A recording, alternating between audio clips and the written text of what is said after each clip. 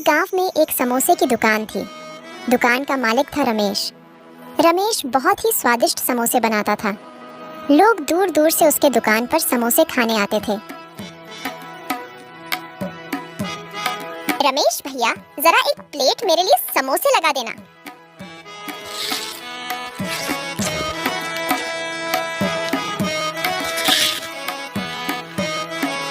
भैया, समोसे तो बहुत ही अच्छे बने हैं। अब तो आपके समोसे खाए बिना मेरा दिन ही नहीं गुजरता। जब तक दिन में एक बार आपके पास आकर समोसे नहीं खा लेती, मेरा तो मन ही नहीं मानता। रमेश भैया, मेरे लिए 2 प्लेट समोसे पैक भी कर देना। आज घर पर हमारे मेहमान आने वाले हैं ना, तो उन्हें भी मैं आपके यहाँ के स्पेशल समोसे खिलाऊंगी। रमेश भैया, जरा एक प्लेट समोसे लगा देना। अभी लगा देता हूँ। इस तरह उसकी खूब कमाई होती थी। जैसे जैसे उसकी कमाई बढ़ती गई, वैसे वैसे उसका लालच भी बढ़ता गया। अब पूरे गांव में रमेश के समोसे काफी मशहूर हो गए।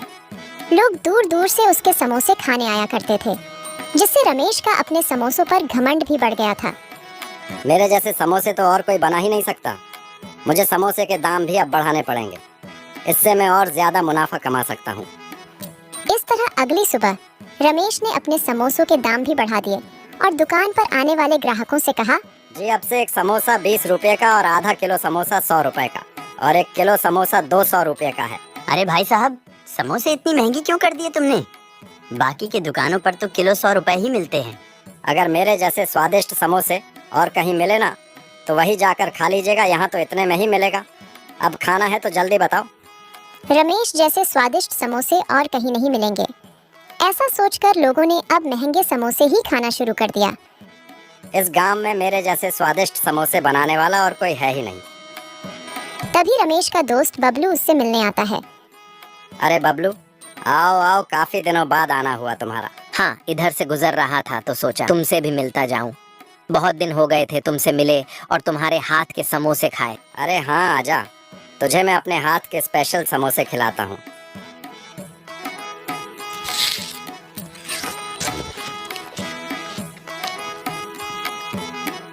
अरे वाह रमेश, तुम्हारे हाथ के बने समोसे खाकर तो मजा ही आ जाता है।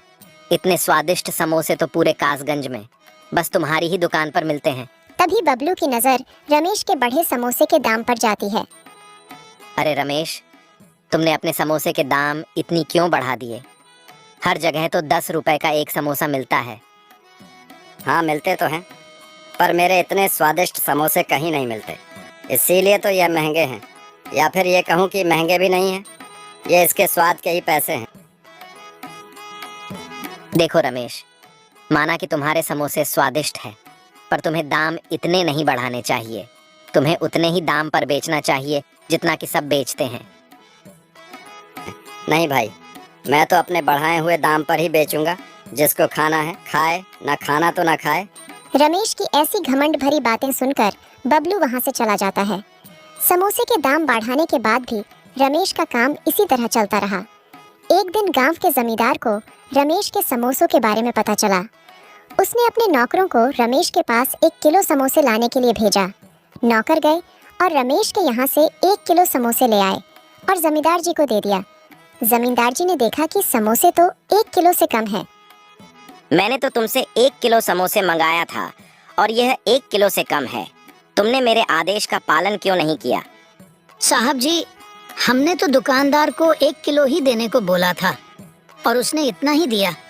इसमें हमारी कोई गलती नहीं। चलो हम उस समोसे वाले के पास जाकर देखते हैं कि असल में वह कर क्या रहा है। जमींदार अपने नौकरों के साथ उस दुकानदार के पास जाता है और वही एक पेड़ के पास छिपकर उसको देखता है।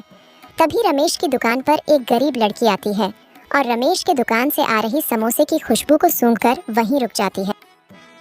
बहुत ही मजेदार खुशबू है। अंकल, मेरे पास 5 रुपए है, मुझे एक समोसा दे दो ना। अरे ये तुझे बोर्ड नहीं दिख रहा? 20 का एक समोसा है, 5 रुपए में कुछ नहीं मिलेगा। और ला दे ये 5 रुपए। इधर तूने मेरे समोसे की सुगंध कैसे ली? मेरे समोसे की सुगंध के दाम 5 रुपए हैं। ला 5 रुपए दे मुझे। अंकल, ये आप क्या बोल रहे हैं? मेरे पास बस ये 5 रुपए हैं। अगर यह भी मैं आपको दे दूंगी तो मैं क्या खाऊंगी? ऐसे वह लड़की रोने लग जाती है। तभी दूर खड़ा जमींदार रमेश की दुकान पर आता है और लड़की को रोता देख उसे चुप कराते हुए कहता है, बेटा तुम चुप हो जाओ। रमेश, ये तुमने अच्छा नहीं किया। तुमने इस लड़की के 5 रुपए भी ले लिए और समोसे भी नहीं दिए। रमेश अपनी बात को छिपाते हुए कहता है, नहीं जमींदार साहब, यह 5 रुपए मेरे ही हैं। यह लड़की यहाँ से लेकर भाग रही थी। रमेश, तुम झूठ मत बोलो। मैं तुम्हारी सारी हरकतें उस पेड़ के पीछे से खड़े होकर देख रहा था। तुम एक नंबर की बेईमान और लालची इंसान हो। तुम यहाँ लोगों को स्वाद के नाम पर ठग रहे हो। एक तो इतने महंगे दाम पर समोसे बेचते हो, ऊपर से समोसों में भी हेरा फेरी करते हो।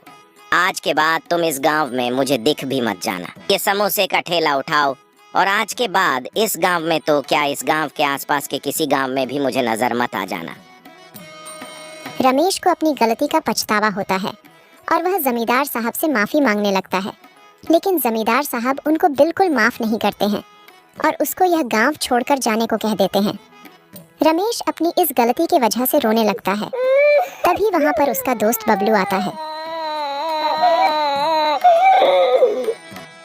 बबलू मेरे दोस्त, तूने सही कहा था।